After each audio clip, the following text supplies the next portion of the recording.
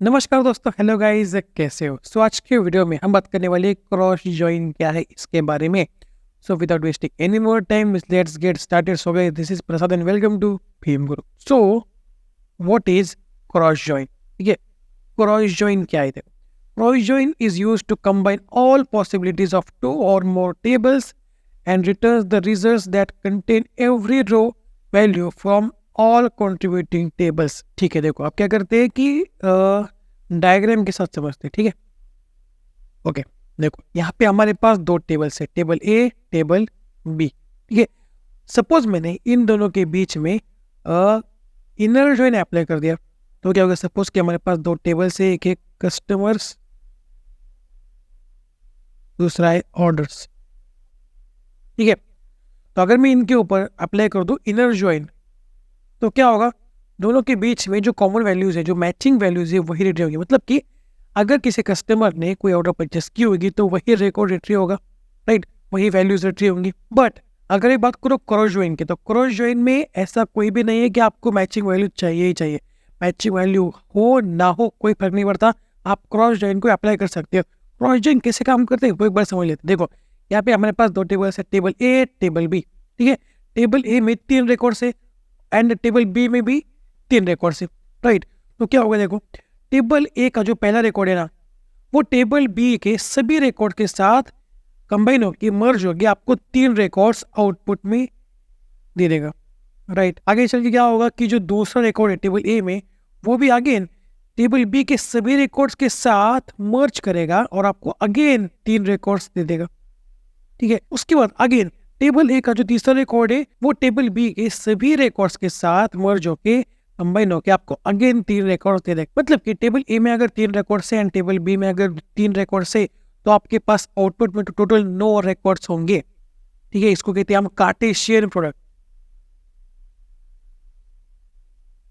Cartesian product आप Google पे जाके सर्च कर सकते हो कि व्हाट इज कार्टेशियन प्रोडक्ट। इसमें क्या होता है कि टेबल ए का हर रिकॉर्ड टेबल 2 के हर रिकॉर्ड के साथ कंबाइन करके आपको आउटपुट देखने को मिल जाएगा।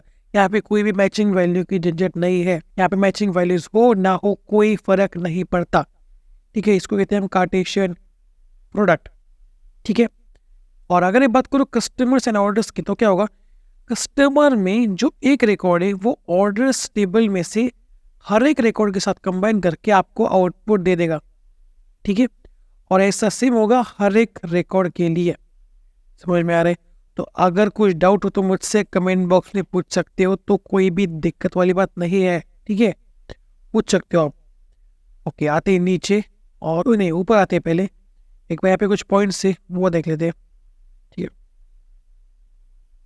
It is also known as Cartesian join, इसको हम कार्टेशियन ज्वाइन भी बोलते हैं। ठीक है, which provides the Cartesian product of all associated tables.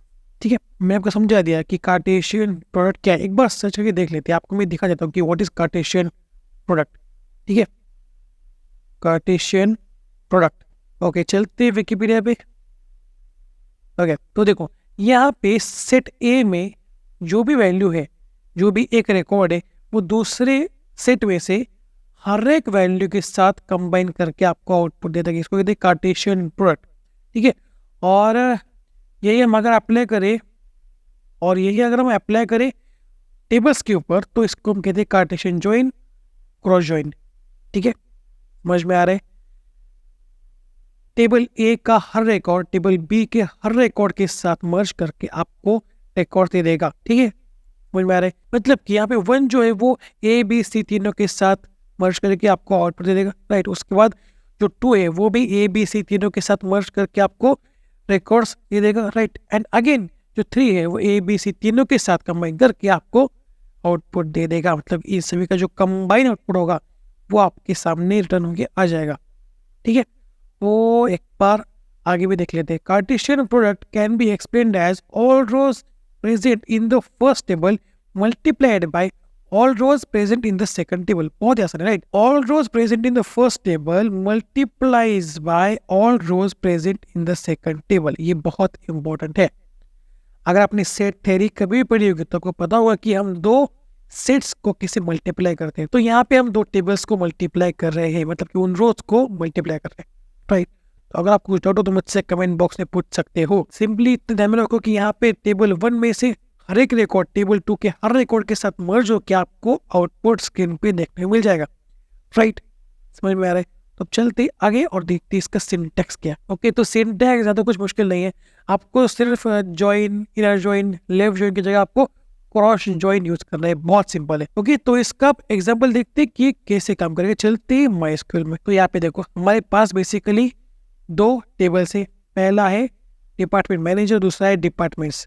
ठीक है, मैं दोनों टेबल्स को एक बार रंग के देख लेता हूँ। ठीक है, ओके, डिपार्टमेंट मैनेजर में कौन कौन से रिकॉर्ड्स है? यहाँ पे हमारे पास 24 रिकॉर्ड्स मौजूद है, मतलब कि 24 मैनेजर्स यहाँ पे अवेलेबल है। ठीक है, अब अगर बात करो डिपार्टमेंट्स की, इसको भी एक बार रन के देख लेते हैं। यहाँ पे हमारे पास 9 रिकॉर्ड्स मौजूद है। राइट, तो इन दोनों के ऊपर मैं अब क्रॉस ज्वाइन को अप्लाई करने वाला हूँ। तो मुझे बात बताओ कि क्या एक मैनेजर हर एक डिपार्टमेंट का मैनेजर हो सकता है? नहीं ना। तो यहाँ पे क्रॉस ज्वाइन का कोई मतलब बनता नहीं है वैसे, बट मैं आपको सिर्फ दिखाने के लिए दिखा रहा हूँ कि कैसे होगा। ठीक है, मैं आता हूँ नीचे, यहाँ पे करते हैं सिंपली सिलेक्ट dm.star। अब ये dm क्या है? ओके, मैं इस dm को स्मॉल करता हूँ, dm.star। तो ये dm क्या है? डिपार्टमेंट मैनेजर का अलाइस। ठीक है, वो आप आगे बना रहे होंगे। कॉमा, अगर अलाइस नहीं पता तो मेरी वीडियो जाके चेक कर सकते हो, आपको समझ में आ जाएगा। ठीक है, कॉमा, उसके बाद d.star। तो अब आप सोच रहे होंगे कि भाई मैंने यहाँ पे स्टार क्यों लिया? तो इसका मतलब क्या है कि ये जो पूरा रिकॉर्ड है ना, ये पूरा का पूरा रिकॉर्ड दूसरे टेबल के रिकॉर्ड्स के साथ मर्ज करेगा। राइट, और अगर मैं यहाँ पे करता सिंपली DEPT नंबर, तो क्या होगा?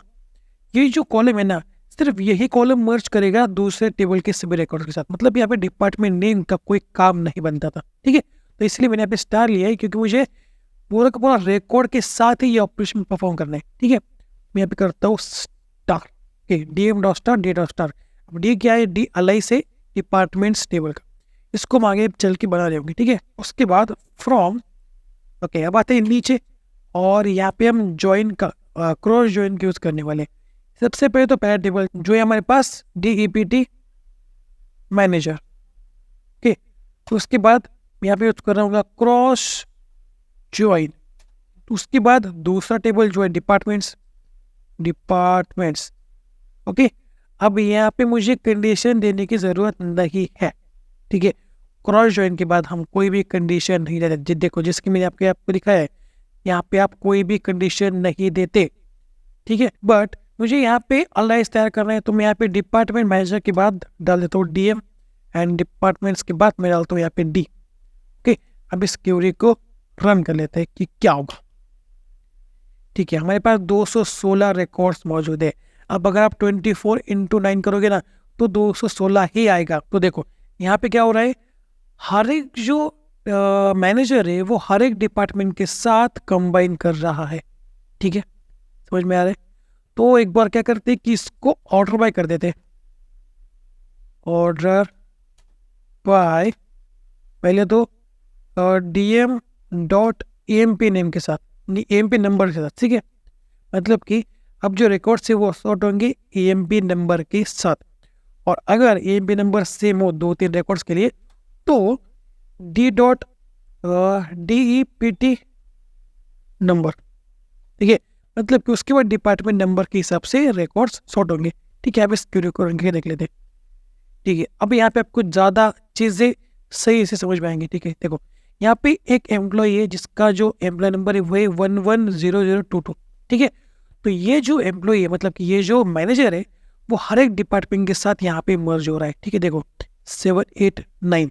ओके, यहाँ तक खत्म हो गया पहला रिकॉर्ड, पहला टेबल का, जो दूसरे टेबल के हर एक रिकॉर्ड के साथ मैच करके मर्ज करके आपको आउटपुट दे रहा है। राइट, यहाँ पे शुरू है दूसरा रिकॉर्ड, वो भी अगेन दूसरे टेबल के सभी रिकॉर्ड्स के साथ मैच कर रहा है। राइट, देखो यहाँ पे 1 2 3 4 5 6 7 8 एंड 9।